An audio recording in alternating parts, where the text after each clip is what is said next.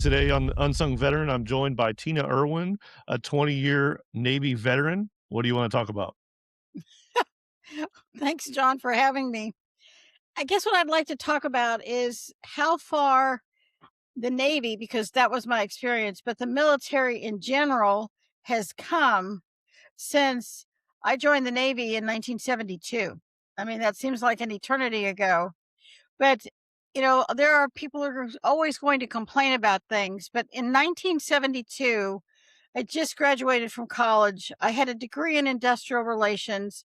I'm living in North Carolina. It's the South. No one would hire me because I had the wrong anatomy. If I walked in for a job that paid $6,000 a year, and yes, that was a salary in 1972, the the pay was cut in half. And I didn't want to spend my life screaming discrimination. I wanted to get on with life, and I wanted a husband. So I figured, what better place than the military to find a really cool guy. So I walked down to my military recruiting depot because that's the only thing I knew how to do. I walked into an Air Force recruiter, and I haven't heard from them yet, but maybe there's still hope. And I walked into the Navy recruiter, and his name was Master Chief Ledbetter. I will never forget this man. And he had me fill out this form, and I filled out the front and the back because I'd been traveling and I spoke, at least another language fluently. And I did all these. I'd already done a lot, just by the time I graduated from college. And he said, you're a little overqualified to enlist. And I said, I want to be an officer. And he said, an officer? And I said, well, I have a degree. Yeah, that's one of the big criteria, right? And he said, okay. He said, we haven't had a female officer from the state of North Carolina in, well, I don't know, maybe 10 years, 10, 11 years. And that man walked my application through the Pentagon. And so I applied on 1 August. I heard on 1 September, and I went to the October Officer Candidate School class in Newport, Rhode Island. And so in 1972, women couldn't go to any of the military academies. There were no ROTC scholarships for women. Those things did not exist. And it was a time of Vietnam. People forget that, where I think this country is still grieving Vietnam on a lot of levels. And so there weren't enough men to do the jobs, and they desperately needed women to fill a lot of the positions. Not that we were taking jobs from men, but it's a numbers game. At the end of the day, it's always about numbers. But in the meantime, I met my husband my very first day at my very first duty station. Uh, Literally the day I arrived. And he was a submariner, been to submarine school. He was a navigator on an old diesel boat submarine, Greenfish. And it it was an amazing time. And I didn't realize I would be breaking a lot of barriers or paving the way for things. People don't wake up and say, gee, I think I'm going to be a crusader. You wake up and go, what am I going to do in this job today? Oh, you're going to work for the supervisor of shipbuilding, conversion, and repair at Electric Boat Division in Groton, Connecticut. That's your job. And your job is to receipt for all crypto gear for all 688 class new construction submarines. And then, oh, by the way, you're a CMS custodian, which is a classified material system custodian for the supervisor of shipbuilding. I had not a clue what that meant. I had no idea what that meant. I could barely spell shipyard. And the concept of how submarines worked was an idea that required a virtually vertical learning curve. But in the bachelor officer quarters at Submarine Base New London. I got right across the street are the submarine piers.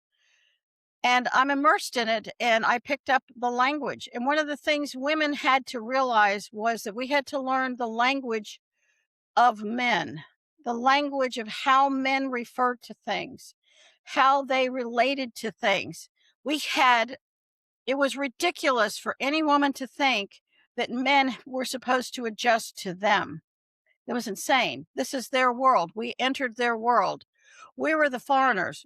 To be able to be accepted, we had to learn the language. And again, very steep learning curve. But I learned it. I also discovered that at what was called Soup Ship Groton, they hadn't destroyed classified material in a very long time. And I had just been to classified material school. So I realized that there were some major problems. So I made my first ethical decision, which was don't sign for the account until all the classified material has been accounted for and you can destroy it all. Yeah. And I got a lot of flack for that. You're an ensign, you're green. What do you know? You can't do this. It's like, well, yeah, I can. And in fact, turned out to be a very, very, very good decision because by forcing the command to look at what they were doing wrong, bringing in inspectors, I brought the command up to where it was supposed to be. And I was able to turn it around so that everything was done correctly. But that knowledge of that pathway enabled me in the future to do something truly amazing. In the meantime, I had to go aboard all these submarines that were in the shipyard, but I'm wearing a pencil skirt that looks like mattress ticking. So many of the women had to petition um, the Navy so that we could wear pants. I mean, Mhm. can you imagine how stupid it is climbing down a submarine ladder in a pencil skirt? I mean, let's be realistic here. There was another thing that military's idea of what women were and weren't supposed to be did not match reality. And a lot of us forced those changes. Well, as time went on and I became a little more known and visible in the shipyard and learned what the language is and learned how you found equipment that was Army equipment that you're putting on a submarine. In the meantime, my best friend, who's a tall, gorgeous blonde, was working at Submarine School, which is just down the road. Well, the admiral at Submarine Group 2 decided he wanted to have the first female admiral's aide in the Navy. So he tapped my best friend. Well, the captain at sub school wanted to keep another woman officer. So I was traded. We felt like, baseball stars. So I got to go to submarine school. Well, they didn't know what to do with me. I was in an admin position because, I'm not going to wear dolphins. What could I possibly do? But I knew the classified material system. And so when I got there, they said, well, what do you think you can do for us? And I said, I can teach class. I want to be an instructor. And he said, women don't teach class here. And I said, how hard can it possibly be? Men do it. I can teach a class. You've got a curriculum. I can do this. And they refused. And I drove them half crazy begging to be able to do this and to shut me up. They sent me to instructor school at submarine school. Now I have a credential. I'm a qualified instructor. I speak the language and I continue to lobby them. And I became the first female instructor in the history of submarine school. I opened up 5 jobs for women, including enlisted women. I Mhm. taught the sealed authenticator system, which helps the captain of the submarine know how to authenticate the missile, the flash traffic, the top secret traffic that comes in, that tells them how to decode the message that's coming in to know whether or not you have to, you have the authentication to be able to fire a missile. So, what Yeah. are we doing? Yeah. That's a lot to take in. So yeah, I think I did, in the initial thing you said you wanted to talk about how far the Navy's come or even the military in general. And I could say even society, right? So like, I definitely can't, I wasn't even born in 1972, so I can't really relate to that. I was born in the 80s. But I will say even my time in the military, so I share that I did 20 years in the Marine Corps, the Department of the Navy. So we did a similar time in the service. And even that time from when I joined in 2003 until 2023, the difference in roles for women in the military or stuff like that changed drastically. So I definitely want to pick your ear about, you brought up a lot of uh, milestones you even encountered while you were in the Navy, and then you talk about programs like submarines, which are historically very secret and kept tight. But who's selected to serve on a submarine? Um, you have to have that TS clearance, and then it is predominantly men. Even today, I think they're having more women. I couldn't speak for all submariners, It's but like my they're like father-in-law actually they're served like on a submarine sprinkles as on a well. cake. There's just a few of them. Yeah, my father-in-law actually served on a submarine when he did his time in the Navy. He was a cook, but he did his time on a submarine. Th I think he was in around the same time as you. I'd have to ask him. I haven't really asked him the exact years he is in. He didn't do 20 years either. He only did 1 enlistment. Um, but yeah, all that stuff. I think, yeah, if we could talk about, how things have changed in the military and then light. And I think, like I said, I think society has changed a lot, but the military is often way behind because it is kind of like the men's club, right? So, uh, and I say that because we're pretty, hard to take on the norms of, bringing in people with different abilities. Um, the Marine Corps, like I said, in my time, women, like during the Afghanistan and Iraq war, women traditionally weren't looked at for infantry roles. They still aren't, but there was a need for, as we were in Afghanistan and Iraq, there was a need to have women escorting the Iraqi women, the Afghanistan women because of their culture. So we would put women Marines in those roles, um, to, be supportive of their culture of not having men handling the women as they were doing that stuff, doing like searching them and stuff like that.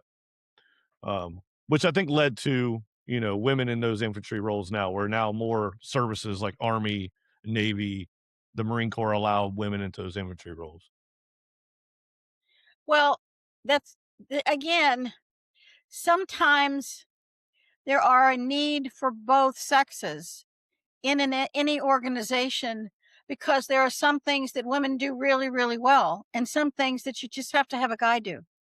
And Mhm. it's not that doesn't diminish women and it doesn't diminish men.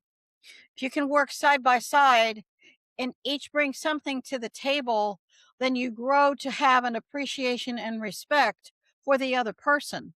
And that's what makes a really, really strong team. I mean, I can't tell you the number of really outstanding guys I got to work for and with, and guys who there were some men who helped me with my career, and I'll always be grateful to them. It was never black and white. It was always a million different shades of gray. And bad leadership teaches you what leadership isn't. You need to know that too.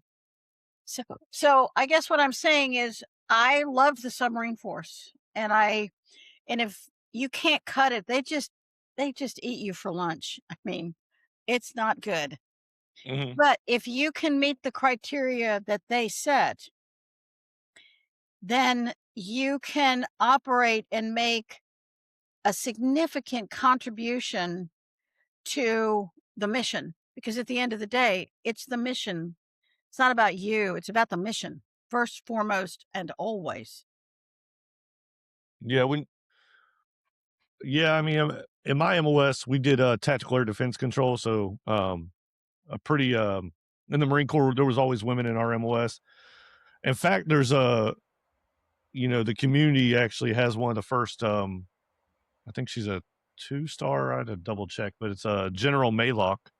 She came from our community. She's a current active general. So I agree with you. I mean, we had all the above, and you do see leadership. I think leadership makes a big part of that. I do, you said some roles are for men, some are for women. I think there are some roles, there's some controversy that should stick with men, personally.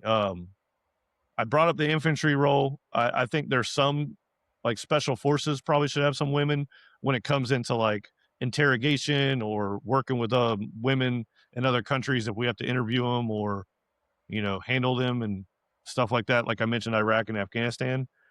But what I actually saw, and I saw it in the 1990s too, growing up as a kid, is other countries don't, they don't view women the same as America, and they certainly don't respect them.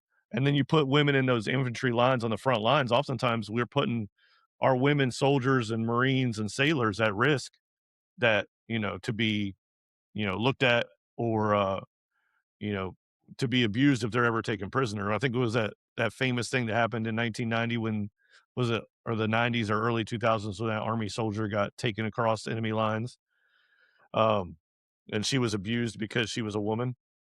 So again, you gotta take that into factor as well. So, I think it is a slippery slope. There are definitely jobs that are better suited for both, you know? Well, I think that's true. I also think that when you have an evaluation that is based on skills and abilities and an understanding the mission and recognizing what you can't do. And I'll give you an example. I'd worked for the submarine force for a long time. I was the assistant chief of staff for force physical security, anti-terrorism, and law enforcement for Commander Submarine Force U.S. Atlantic Fleet. It's the best title I ever had.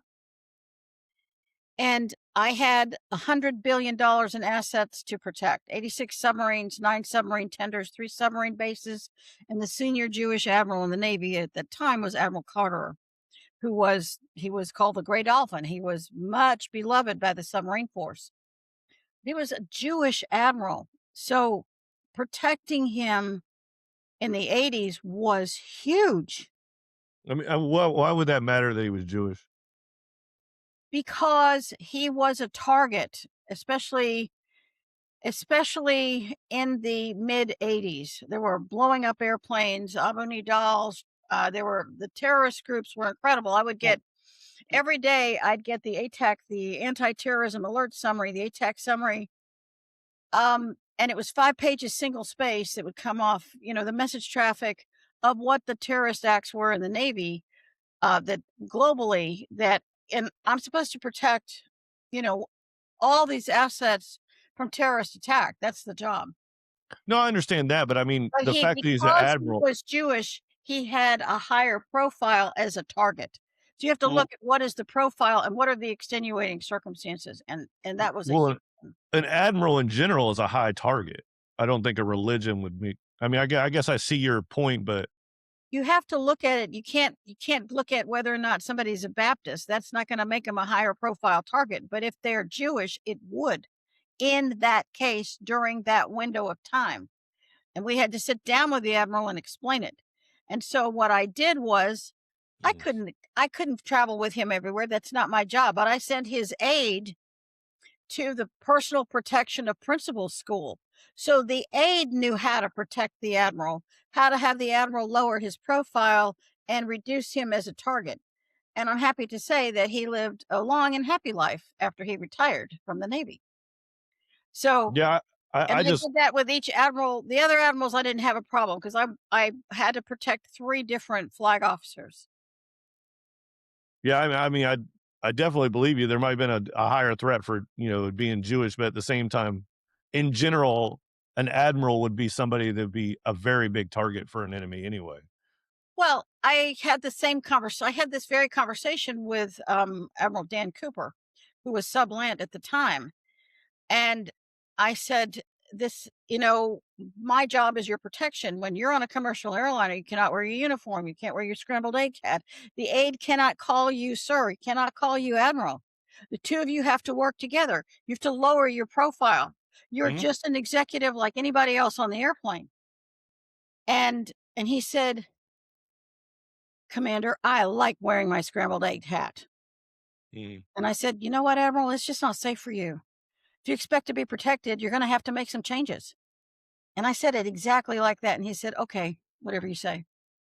Yeah, actually, that's going on right now, and it's funny because like, I went up through the Marine Corps, and we've never been able to wear our uniform while we travel. I think as long as I can remember, it was like a terror. It puts you on a higher alert. You become a target. It was right after 9/11. We were doing all that stuff, and then the Marines were not allowed to, you know, even go to a grocery store in our uniform or stop by and pick up our kids or whatever it is. We have to be in civilian attire, and that was just a thing. Again, same like you briefed. We were told, don't make yourself a target. There could be sleeper cells in the United States that could see you as a target, whatever it is. And now I was talking to my brother-in-law with all this stuff going on with Iran, and um, there's intel that a terrorist attacks might happen in the United States, and then military personnel could be a target as well. He was complaining because he's like, "I can't wear my uniform off base anymore." And I was like, "Dude, my whole 20 years in, I wasn't allowed to wear my uniform off base." I think it's something that other services always did. The Marine Corps, we've always like, "Nah, that makes you a target. Stop doing that." Well, this goes all the way back to the 70s. Right. We were living in Italy from 76 to 79, and the Red Brigade was a terrorist, organization in Italy at the time, and, they murdered Aldo Moro, they kidnapped, Army General Dozier, in Verona, and, they were threatening to target any of the US military leaving, Agnano or Ave South, in Naples. So we couldn't wear uniforms on or off. You had to bring clothes to change in. So Yeah. this has been going on a really long time. So you have to pay attention to what's the threat level and how do you reduce yourself as a target and how do you not do stupid stuff. And I would brief, the COs of submarines, flag officers. I even briefed the security contingent in Bahrain. I was flown over there to do that. And on the plane, I had to because I'm a woman traveling alone to an Arab country, I classified material sewn into my clothing, and I had to have a cover story on the airplane because US flag carriers don't fly to the Middle East. So I was on British Air. I had to have a cover story that my husband worked in the oil industry and I was Mhm. flying out to meet him because he was injured. That was my cover story. And I had to be consistent everywhere I went with it.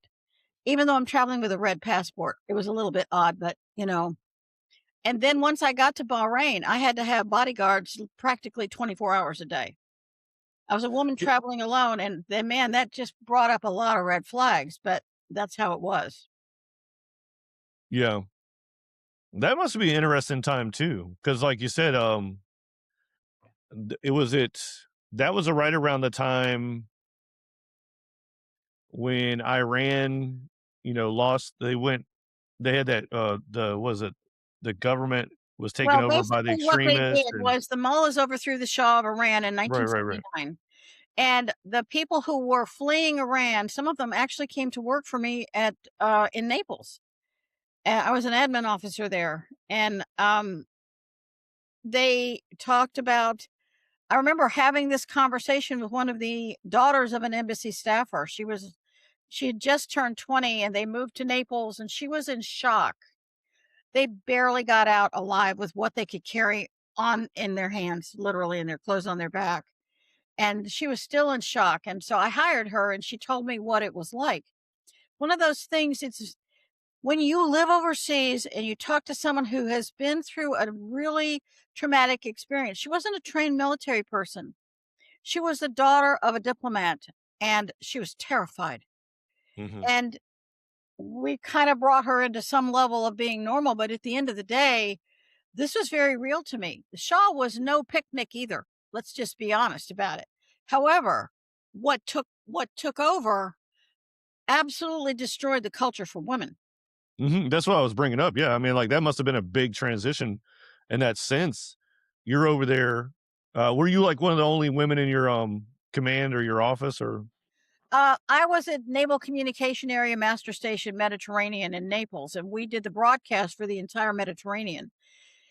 And the command had, I don't know, 150 people. So I managed to pay and all the different things. We had female watch officers because that was Mhm, something you could send women to comm school and they could do all that stuff. So, but we had people come in from limited duty who were injured aboard ship.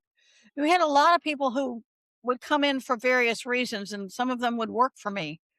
And we yeah. were in we were in buildings that were built in World War II by the Nazis, and all the buildings were haunted. I mean, cannot imagine how terrifying those buildings were at night. You could hear people screaming and being tortured.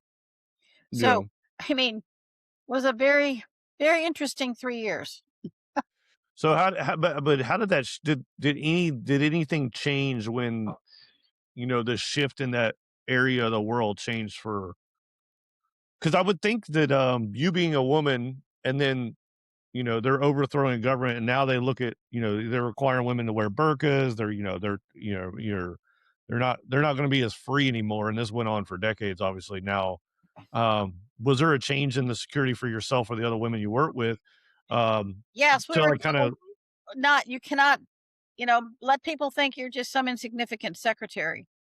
right. Change your clothes when you leave the base. Before you leave the base, arrive in civilian clothes and take off the Armed Forces Italy license plates. And, you have to put the sticker in your window on and off. Just show it to the Marine at the gate before we had private security on all the bases. And you have to really, really, really lower your profile. And this was true for my husband too. Mhm. Okay. Yeah, I mean, so you were in Italy, okay. So, yeah, I guess I misunderstood because you were, No, when we were in Italy, the diplomats from Iran fled, and a lot of them arrived either in Stuttgart, Germany, or Naples, Italy, or Aviano. We have it, which is an Air Force base in Northeast Italy. okay.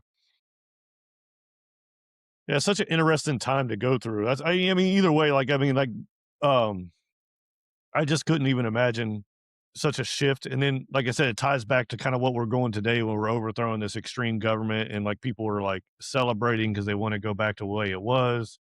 Um, They want to have freedom when you subjugate 50% of your population, the amount of intellectual destruction because women when you send it used to be when I was in college, when you educate a man, you educate the strong, rugged individual. When you educate a woman, you educate an entire family.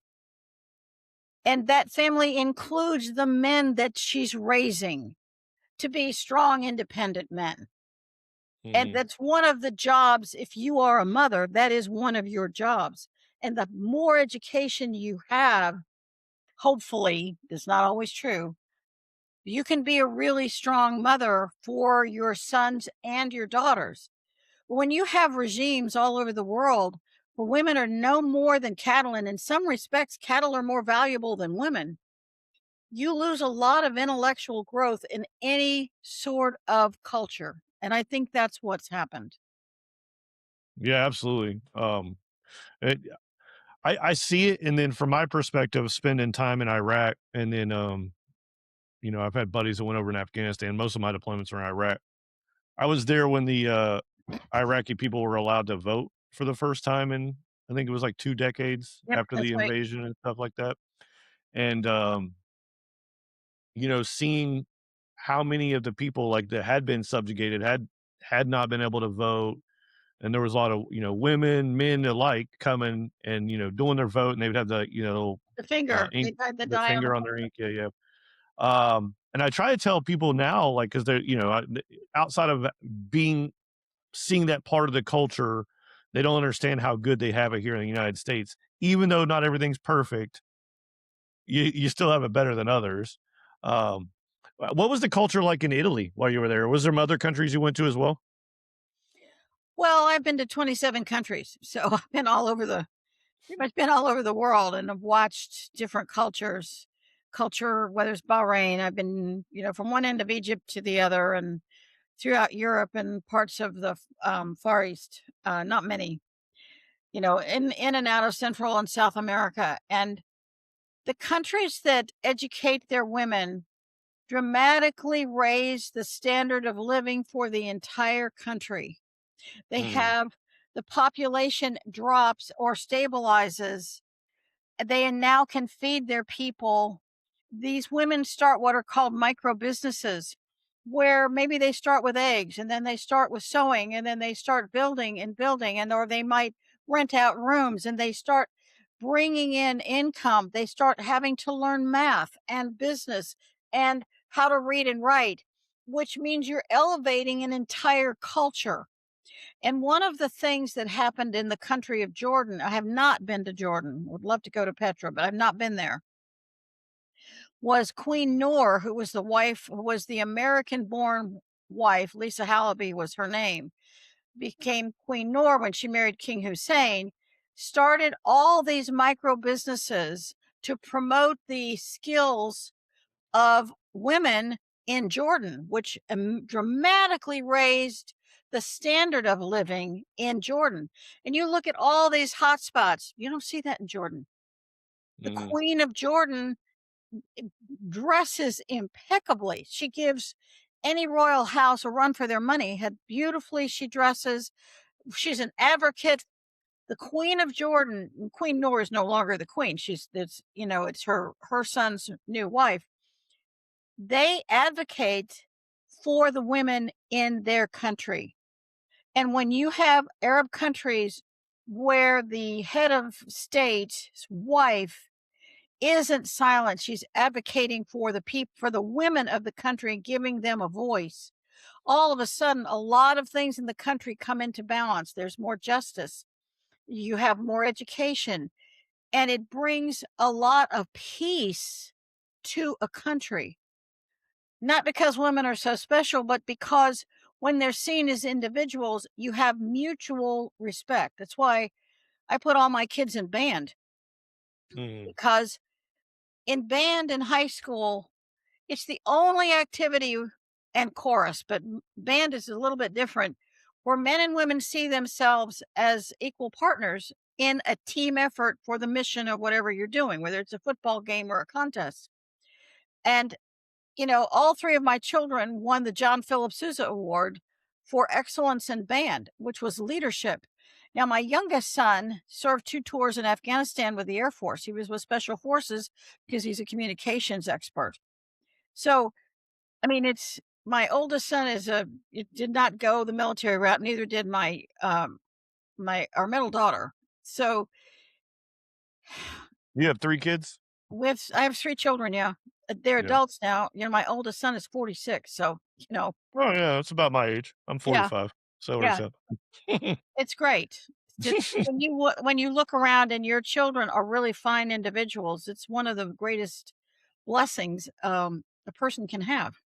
Yeah, I wonder how many families are like that where because I was the only I have a brother and a sister as well, and, I'm the middle child, actually, I'm not the oldest, but, I'm the only one that joined the military, and, my dad was a Marine as well, so, it wasn't for everybody, so My father was a Marine, my uncle was a Marine, and I was the only one there were 4 of us, 4 children, I was the only one to join the military, and my brothers had health issues, so neither of them could, and my sister not have a personality that was gonna work really well for the military.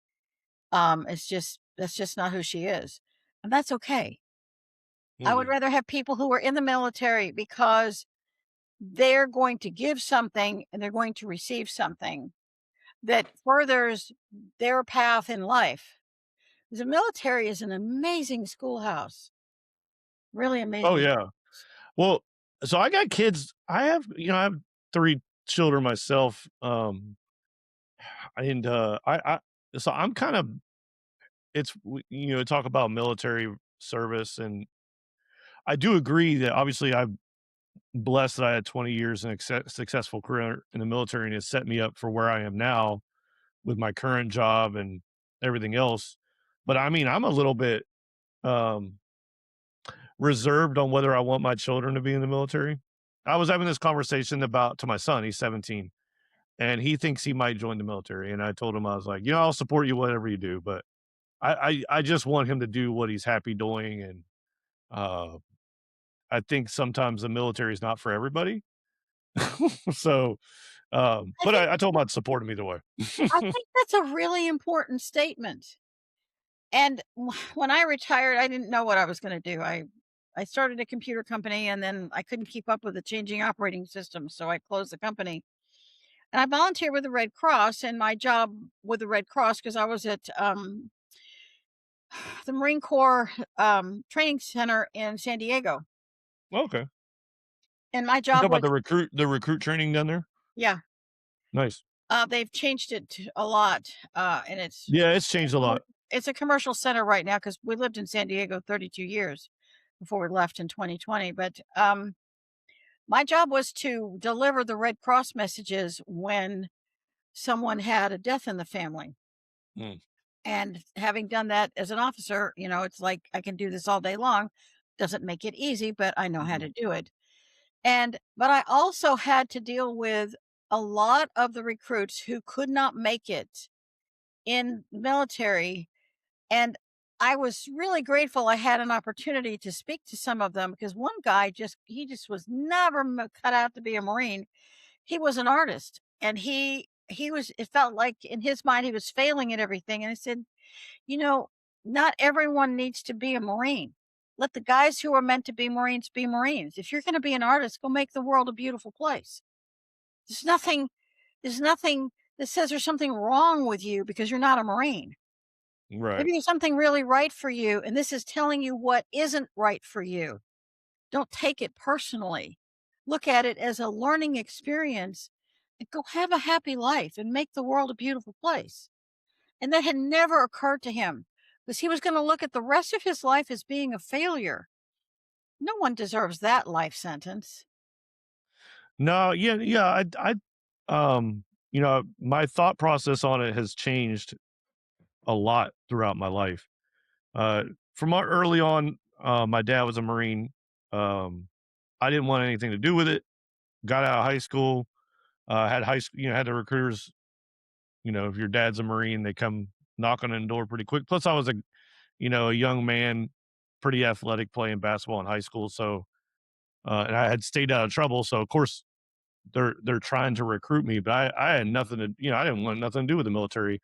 It wasn't until a couple years later that I had kind of like your story. I was 22, didn't go to school. Well, you had a degree, but I had nothing going on. I was working, so I was like, all right, well, I guess I'll go to the military after all.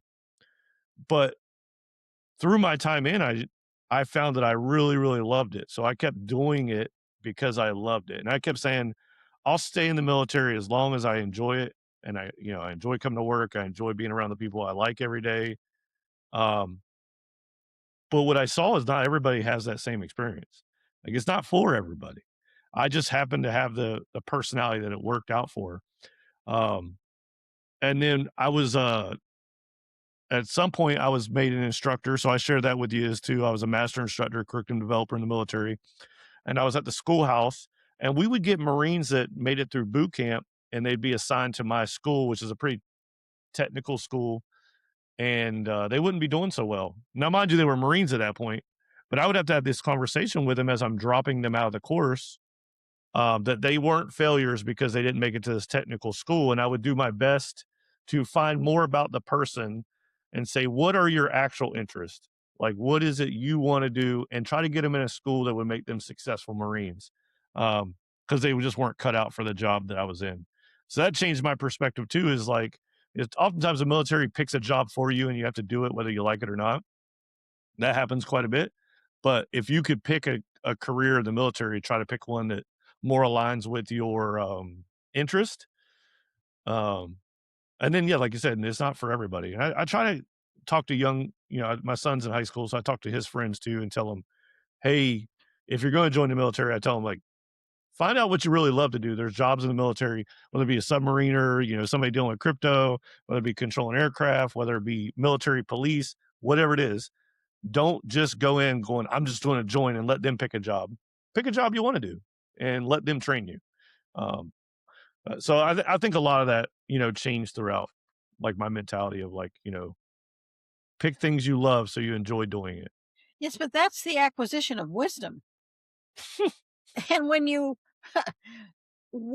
are senior enough, and this was one of my, I'll call it a subtle goal. I wanted to be in long enough. I wanted to be senior enough to be able to change how the Navy did business on a constant basis. But I also wanted to be able to change what was happening in the life of someone who had the feeling they had no voice. Right. And that was really, really important to me. And sometimes it wasn't what people would think. My husband, we've been married 53 years. So it was a very long and happy marriage, so it still is. Was a I was the executive officer for Submarine Training Center while they were filming Hunt for Red October off the coast of San Diego, and he was the XO of a submarine tender. The ship's tender fixes submarines. and they were actually in the Persian Gulf during the Iraq war, and, um, we had all these families to deal with, the captain's wife and I. So I was an officer's wife, I was the XO's wife, and I was an XO, so it was really something. But the other thing that would happen when they were actually came back to San Diego was that if he had and he had this several times, there would be women aboard the ship, and I swear to God, they must have been prostitutes in another life because they were constantly setting men up so that they could get them in trouble and accuse them of sexual harassment. Mm. And you don't think that happens, but it does. And No, I'm aware of it, but my husband was really savvy, and he would say, "Can I send her to you for limited duty, just as a swap between commands?" And I said, "Sure." And when I watched what she was doing, he didn't do it to punish her. He actually didn't want her to get the other crew members in trouble, but he felt like she needed more help than he could give her. mhm, So I would sit her down and I said, "This is the path you're on. You can either continue this path and you're not only going to get yourself, but you're going to get some guy who's going to end up in the brig if you keep this up, or it's time to ask yourself, why are you doing this? Because you know, I can see what you're doing. It's real clear to me. And I'm going to have to let everybody in the command know to avoid you, or you can change how you're doing business." And that shifted her life. She stopped. No one had ever sat her down and said, "This is not acceptable." They kind of right, passed her off. But I had one woman who another command sent her to me to talk to, and she had accused a senior chief petty officer who had a pristine service record of sexual harassment, and it just threw his life into pure hell. The command there'd never been anything like this before, and she was new, and they had duty, and I don't know what happened, but I had a feeling. So the CO of the submarine command sent her to me. It was a shore station. I was the officer in charge of the personnel support detachment at Naval Station Charleston when we had a Naval Station Charleston. I sat her down and I said, "How old were you when the first happened?" She said, "I was 10." She said, "How did you know?" I said, "Because I'm good at my job," but I didn't say that. I said, I just had a feeling." And I said, "And was it a family member?" She said, "Yes." And it went on for 10 years. mhm, And so she got attention and as she got married, her husband was constantly on report. He was constantly going to captain's mast.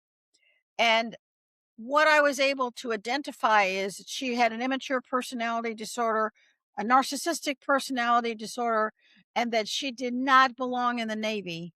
And within 5 days, I got her out of the Navy so she could get private psychiatric help. And she completely cleared that senior chief petty officer's name, and she admitted she made the entire thing up. yeah, And so uh, by having a woman who could be senior enough to see through what was happening, I could really help a lot of men out, but also teach women this isn't how we behave. This isn't working. At the same time, was also an advocate for my crew. I have 150 men work for me at any given time with a naval hospital because the amount of abuses by military medicine were epic. So I literally have to oh, have yeah, I had full commander who worked for me as the hospital liaison officer. So I had enough rank that he would represent crew members whenever they had to go to the hospital because we couldn't trust the hospital to take good care of the crew. That's really so again, if you're senior enough, whether you're officer or enlisted, you have the ability to make an enormous difference if you choose to do it. Look at it that way.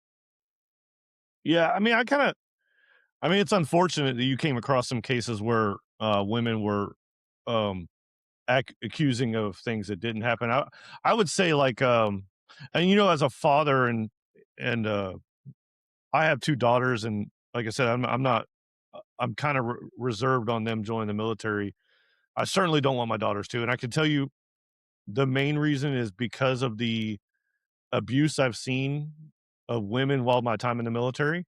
Um, it's unfortunate that I've seen, men, uh, sexually assault, sexually harass women, treat them badly, and it's like a men's club, and I don't know if, like, you put a bunch of dudes together and they forget how to act, behave, or whatever it is, or maybe they just don't respect women. Alcohol played a big part of it, and, as a father, and, I have a mom, I got a sister, I got daughters.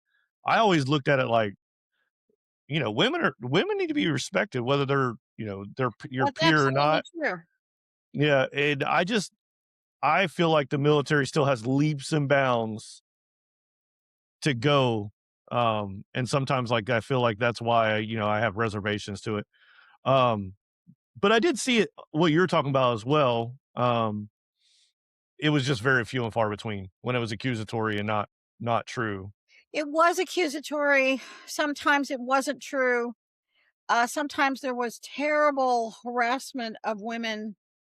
Um, and I have a friend of mine who is she's a retired Master Chief Petty Officer, and she was, and it affects her to this day. Mhm.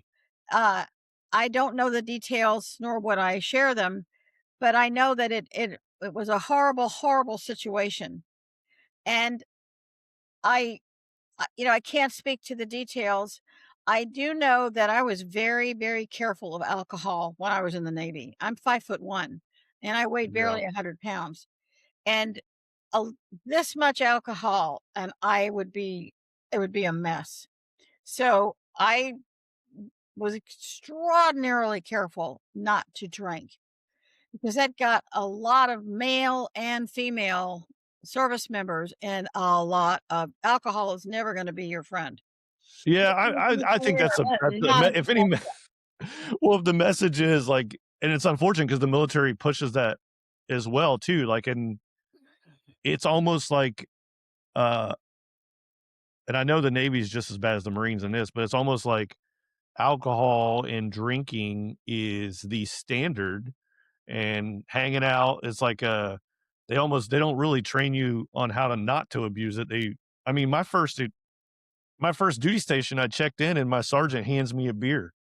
I was a young PFC. He's like, "Here you go," and it was just going forward like that, and they like almost celebrate you if you drink and have a drinking problem, until you get in trouble, and then they just leave you off. But yeah, alcohol is never good in the sense that if you don't have a plan, and you're probably going to make some bad decisions. Um, yeah, I don't know. To me, The Navy was so bad.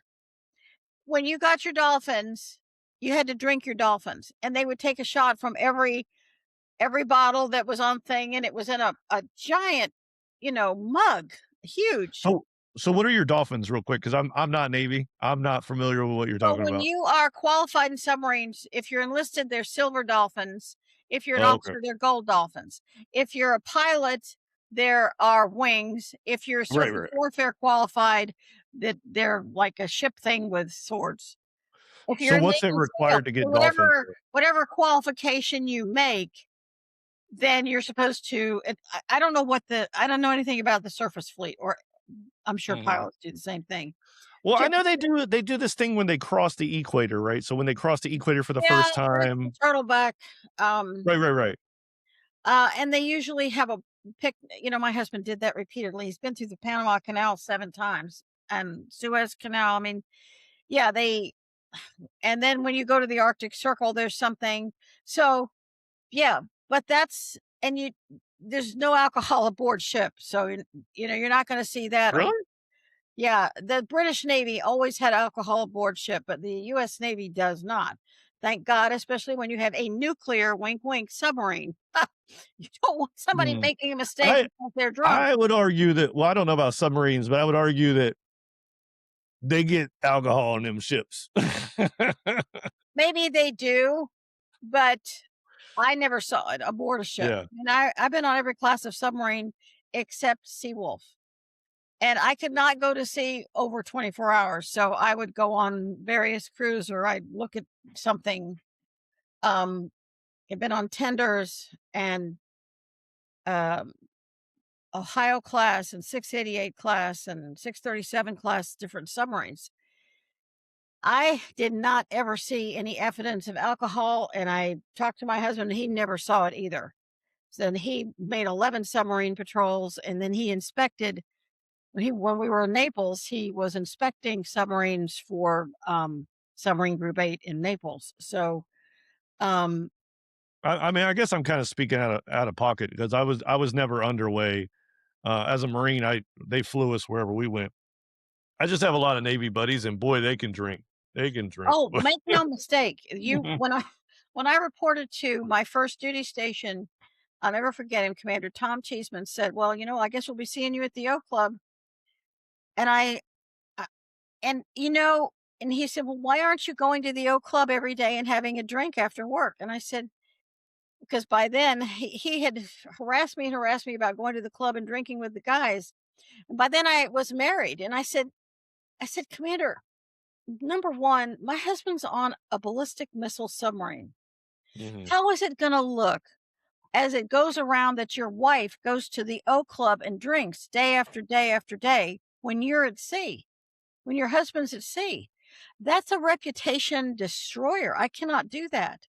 I don't drink." So, I know I'm not making the political points that I could make if I was there, or I could just drink club soda. But honestly, that's just not who I am.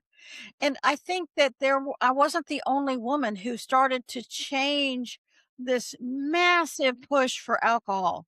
You were expected to be able to hold your alcohol. I just can't. mm, It is, yeah, I mean, I could, I mean, there were some cases where these guys, went to chief's initiations or they got their dolphins and they had so much alcohol, they died of alcohol poisoning.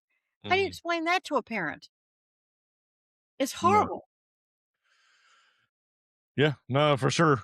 Yeah, I just know you make some bad decisions, and there's like some like for us, um, yeah, I saw it throughout my career. People who become alcoholics or they become addicted to it, and they don't. Like I said, I think it's almost celebrated more than it is to get the proper help. For me, I would always tell my guys, and even for myself, have a plan before you go out. It's okay to drink responsibly, but if you go out, make sure you have a plan. Like even to this day, I go to the VFW a lot, and I don't know if you've been down to the VFW, but I go to the VFW a lot, and I have to even tell these older guys, and I'm the younger guy there, but I'll have a beer. But if I'm driving home, I'll have one beer, and then I'm that's it. If But they're always like, "No, have a shot," and I'm like, "No, no, no, dude, I'm driving home. I'm not drinking that way. I don't have a plan otherwise." And it blows my mind because, like, be responsible. But if I have, if I want to drink more, I have my wife come pick me up, or I have a buddy, or maybe I'll get an Uber. I did that throughout my whole career. It kept me clean, but I tried to do that for others as well. I'm like, it's okay to have a drink. Just make sure you think about it. Don't let it ruin your career. Don't let it, you might die. You might cause somebody else to die. Like I said, I think sometimes it's celebrated to drink more than to drink responsibly. I think you're absolutely right. So I think this is true across. It's not just the military. No, It's it's not just the really military. in all industries, all fields. Yeah. Yeah, I just think it's celebrated in the military more so, and they will almost hide people's addictions versus, um well, because the military is more tight than some other. You say all fields, and I agree, it's across the. I mean, we're all humans, so we all make the same mistakes. Military is no different from anybody else. It's a We just microcosm. we just chose a different job, but we do have a different culture because Right. we're in a culture of like we all have a shared experience. We all did a thing, right? And then we kind of have each other's back because I know, like for me, when I meet another veteran, I immediately are like, "Hey, thank you for your service." We have this conversation, kind of like we're doing now. It's like a different culture, which you don't have in the civilian world. But you're right, the same problems exist. I just think sometimes we don't do a good job as veterans of calling each other out and saying, "Hey, you got a problem. You need to work on that problem, and I'll help you through it." Yeah. I So, think that we can do a better job. And people come into the military from so many different backgrounds, and what they bring to the table is the same emotional traumas, because I have a lot of private clients who had emotional traumas that anybody else had. But somehow they're supposed to, push those down and do their job. They've never dealt with it. And sometimes it, mhm, it comes up in ways that people wouldn't imagine. And and I the Navy, and it doesn't matter whether it's the Navy or the Marines or any service, it's only about the people. You get to yeah, your desk at 6 in the morning and you don't leave till 6 at night if you have a good day. And you are only dealing with people problems day, hour after hour. And I think that's how I knew it was time to retire. I screened for major command. They offered me every major command. There were 14 of them available for women. And I was offered all 14. I had my choice anywhere in the world. And I said, I'm retiring. And somebody was very angry at me. Um, I said, it's time to go. I think I couldn't hear, I needed a break. I couldn't hear one more personal problem. And I'm really good at working through those with people. mhm, One more death, one more alcohol, one more drug issue, one more abuse issue, um, one more battered issue.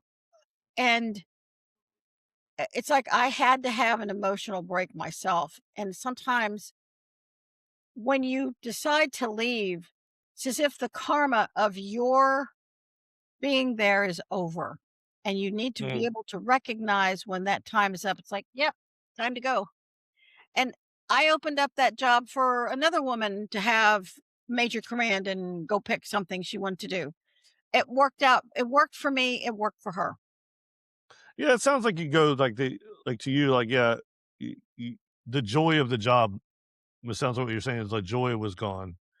Like you no longer enjoyed it. And that's why I try to tell people no matter what your career is, whether it be military or not, if you find yourself not happy anymore, look for something else. Because yeah, personally, how can you be I always say we'll talk about leadership in that too. Even with my job, I was like, you have to lead yourself and take care of yourself before you can lead others. And Yeah, if you you're not really do. happy, then you're not doing that. You really do. You really have to take a look in the mirror and be honest with yourself. And I had a deep and abiding respect for every crew member. And I knew my crew. I knew these guys, and I could see their goodness. I know that's probably an odd thing to say, but Mhm. I saw a lot of really, really good men, and we had a handful of women, but we didn't I was the only woman officer there. And when I retired, and it's like, these are good guys, and I'm doing a good job for them, but there's a part of me that is tired and I'm not giving them my best at this point. It's time to go. Yeah. They can't see it, but I can feel it. It's time to do something else. Yeah, I think that's an important message for anybody that's having second thoughts about retirement or like getting out or whatever, whether you did like one service, or you did the full 20. Because I do see a lot of veterans struggle with that. Like, oh, I I should have done more. And but to your point, like, yeah, where were you at, and were you able to give everything? And probably was your time. And the military is going to do okay without you. Um, Yeah. so Take up you leave and somebody else is gonna take your place. But you get to take the yeah, memories yep. and the dynamic experiences of 20 years. I had bad days and good days. I had an amazing 20 years. I have no regrets. So what was your favorite experience in the military? Like what when you like think back, what is your like best experience, like your favorite experience? What was that? It had to be the job working for as a terrorist expert for the submarine force, because I designed equipment that protected submarines from terrorist attack, Mhm. and submarine bases and tenders and submarine rescue ships. And I was able in 3.5 years to put 9 devices on tenders and 7 devices on submarines that they use to this day. I changed how the Navy does business Nice. forever. Yeah. And I gained the respect of men who, didn't think that much of women. But I asked submarine captains because I knew them all. They'd been in my school, they'd been in my classrooms when I was an instructor at submarine school. So I knew the force. And I said, I need you to beta test my equipment. Can you take this to sea for 6 months, beta test it? Tell me what works, tell me what doesn't. And they'd come back and they'd say, oh my gosh, you can't believe what a difference this made. And it's still classified. Yep. I The would cer- imagine. certificate that I had teammates that helped me.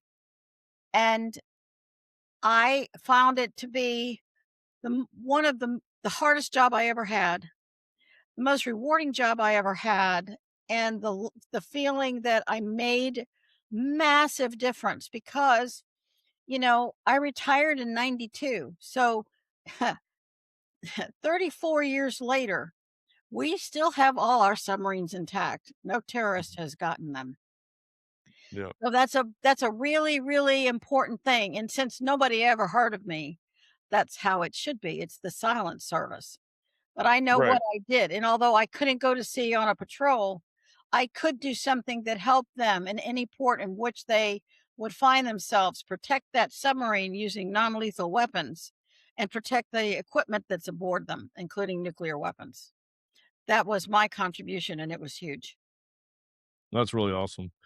Well, you know what? I really appreciate this conversation we're having, and I want to, thank you for your service that you spent Thank you while for you were in, yours.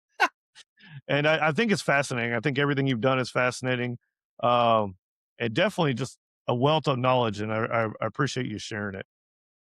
Well, thank you for having me. I love the Navy, and again, you're right, it's not for everybody, but if it works for you, it's awesome. All right. Well, this has been the unsung veteran. Thank you, Tina, again. And if this is a story that you like, please, follow, like, and subscribe. All right. Thanks so much.